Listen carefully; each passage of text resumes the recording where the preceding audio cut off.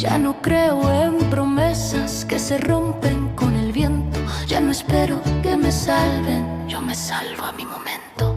Si me dicen que estoy sola, yo respondo que eso es gloria, porque sola me hice fuerte y sola escribí mi historia.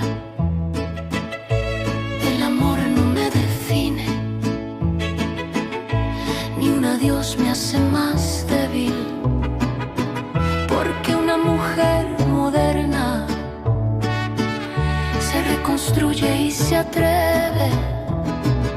Soy la dueña de mi historia y de lo que viene ahora. Ya no lloro por quien nunca entendió lo que yo valgo. Tengo el alma encarrilada, la mirada decidida, y si la vida me empuja, yo le empujo más de frente. Soy la dueña de mi historia y no la cambio por ninguna.